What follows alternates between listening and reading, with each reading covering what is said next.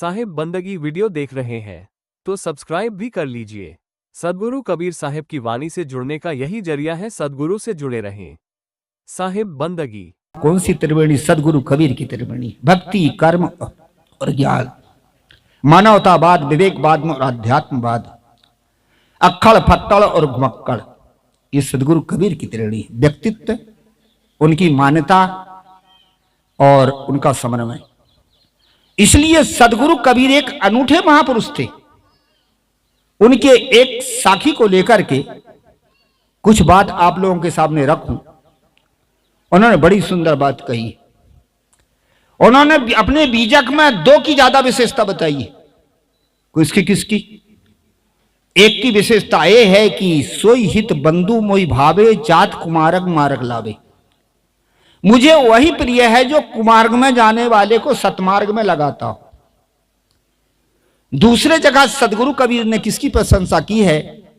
बलिहारी तई पुरुष की, जो परिचित परखनहार, साई दीनो खाड़ को खारी बुझे कुमार। उस पुरुष को धन्यवाद है अथवा हम निछावर हैं जो परिचित वस्तु को परखे। इसलिए इस साखी के आधार पर कुछ बात को रखूं। बलिहारी तई पुरुष की, जो परिचित परखनहार, सदगुरु कबीर कहते हैं कि उसी पुरुष को धन्यवाद है, उसी को हम समर्पित हैं जो परिचित वस्तु को परखे। अब ये दो शब्द है, परिचित और परख। परिचित का अर्थ जो हमारे सामने है वो परिचित है, और परख का अर्थ उसका परिणाम का ज्ञान हो। हमारे सामने वस्तु तो है पर परिणाम का बोध नहीं है, इसलिए हम उठपटांग कर बैठते हैं। इसी परख को दूसरे भाषा में आप विवेक भी कह सकते हैं। हम परखें, ये पारख सिद्धांत सदगुरु कबीर का। उन्होंने कहा, पारखी से संग करूं गुरुमुख शब्द विचार। पंचग्रंथ में भी आता है कि परखत परखत फीका हुई और व्यापिन काल कलापुनी सोई। परखते परखो। सदगुरु कबीर साहब कहते हैं कि परख उसी को धन्यवाद है जो परखे, समझे। तो परिचित वस्तु को परखे, जो हमारे सामने वो परिचित है और उसकी हम परख करें। एक मोटा सा उदाहरण देके बात को आगे रखो। कहीं संत महात्मा किसी सेठ के यहां भोजन करने के लिए गए थे। भोजन में बनी थी खीर, और जब खीर बनी तो उन्होंने खीर को पारस किया, उसमें कटोरी में चम्मच भी रखा। अब महात्मा तो महात्मा, एक महात्मा थे बेचारे, सन्यासी थे। उन्होंने सोचा कि लाओ हाथ ही से खीर खा लूं। तो दूसरे महात्मा ने कहा, स्वामी जी बड़े घर में आए हैं, जरा ढंग से खाएं, और इन्होंने चम्मच दिया है तो इसकी चम्मच की भी तो कुछ मर्यादा रखें ताकि इनको अच्छा लगेगा, हाथ से मत खाइए। तो महात्मा ने उठाई चम्मच और भरे खीर, और जैसे ही मुंह में डाली तो खीर थी गरम, फड़फड़ा उठी, और चम्मच को फेंक दिया कि भाड़ में जाए तुम्हारी चम्मच। लोगों ने कहा, महाराज जरी परख तो लेते कि ठंडी है कि गरम। हम परखते नहीं, व्यवहार तो करते हैं पर परख कहां। इसलिए परख की जरूरत, हम परखें। मैं कौन हूं और मेरा बंधन क्या? मैं चेतन अविनाशी तत्व हूं और मेरा बंधन क्या? हमारी रागा शक्ति तो हमको बांधते, और बांधता क्या?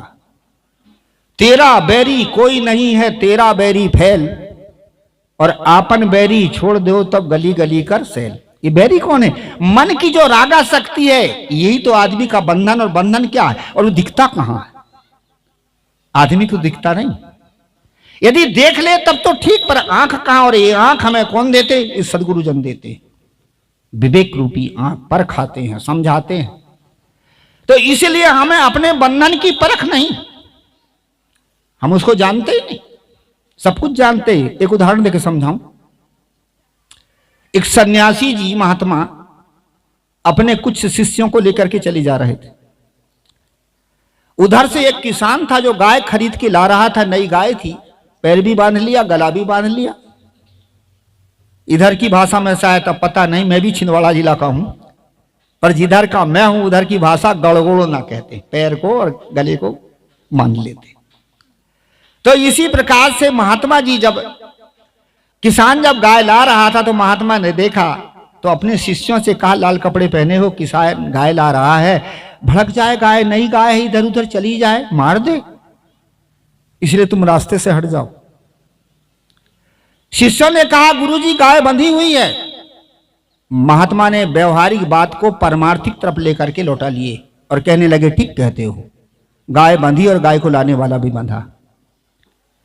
किसान ने जब सुना कि शिष्यों ने कहा, गुरुजी गाय बंधी है पर लाने वाला कहां बंधा, और बंधा हुआ होता तो लाता कैसे? महात्मा ने कहा, भैया बंधा है तभी तो ला रहा है। इतने में किनारे में गाय वाला भी आ गया। उसने भी सुना कि महात्मा जी कह रहे हैं कि गाय तो बंधी है और गाय लाना भी बांधा। मैं कहां बंधा हूं? आदमी को अपना बंधन दिखता कहां है, परख है कहां, तो मैं कहां बंधा हूं? महात्मा से कहा, महाराज जी आप कह रहे हैं कि गाय बंधी और गाय को लाने वाला भी बंधा है, ठीक है गाय बंधी है, मैं कहां बंधा हूं? महात्मा ने कहा, बेटा तू भी बंधा है। कहा, महाराज मैं नहीं बंधा हूं। महात्मा ने कहा, तू नहीं बंधा? कह नहीं। गाय को छोड़ दे, गाय तेरे पीछे लगती कि तू गाय के पीछे लगता, पता चल जाएगा कौन बंधा। खोपड़ी में समझ आई बात की, ओहो मैं बंधा हूं, गाय बांधी गई है, बंधी नहीं है, बांधी गई है और बंधा हूं मैं। जो बंधा है वही तो दूसरे को बांधता है,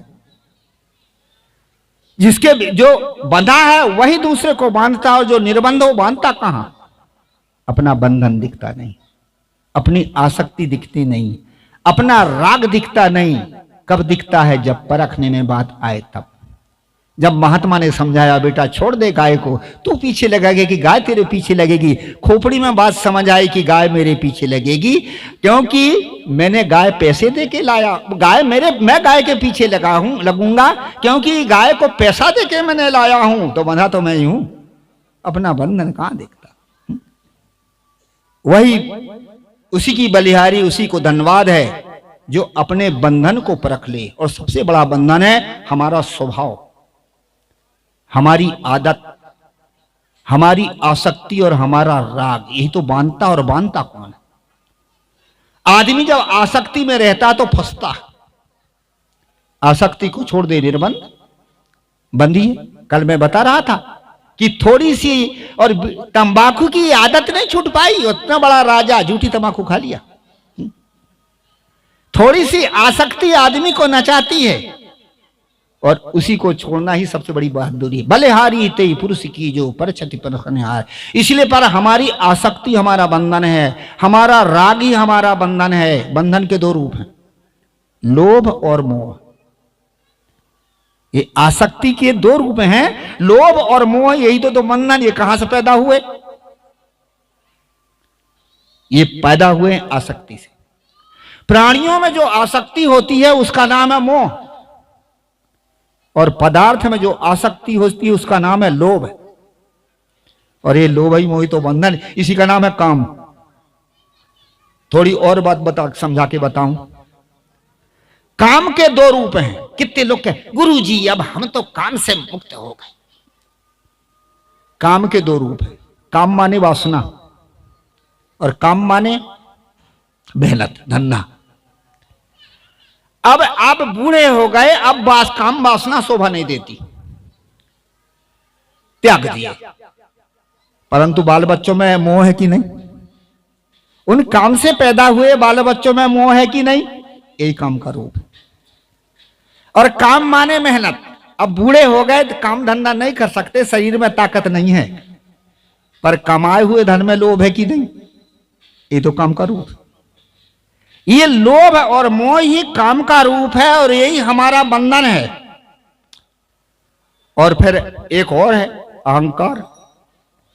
जिनको हमने अपना मान लिया है, उसका हमारे भीतर अहंकार होता है कि ये मेरे हैं और मैं इतना बड़ा हूं। और अहंकार से पैदा होती ईर्ष्या। जो आदमी दूसरे को देख करके और जल जल मरता है, ये काम, क्रोध, लोभ, मोह, अहंकार, इसको विकार कहा। ये हमारा बंधन है। और ये कब बढ़ता है? काम बढ़ता है जब आपके पास आसक्ति हो तो। क्रोध बढ़ता है जब आपके पास हिंसा हो तो। लोभ बढ़ता जब आपके पास में तृष्णा हो तो। और मोह बढ़ता जब आपके पास में ममता हो तो। और अहंकार बढ़ता है जब आपके पास में ईर्ष्या हो तो। इसलिए ये एक एक चीज से ये बढ़ता है। काम के साथ में आसक्ति, आसक्ति ना हो, केवल उपयोग के लिए काम हो, कोई बात नहीं, मेहनत धंधा आप कर रहे हैं, ठीक है, काम इच्छा है, इच्छा का नाम। इच्छा में आपकी आसक्ति आ गई, वो आपका बंधन बन गया। इच्छा उठी भोजन करने की, खा लिया, पेट भर गया, उपयोग हो गया। वो आसक्ति आ गई, आपका उपभोग बन गया, वो उपभोग भी आपको बांधेगा।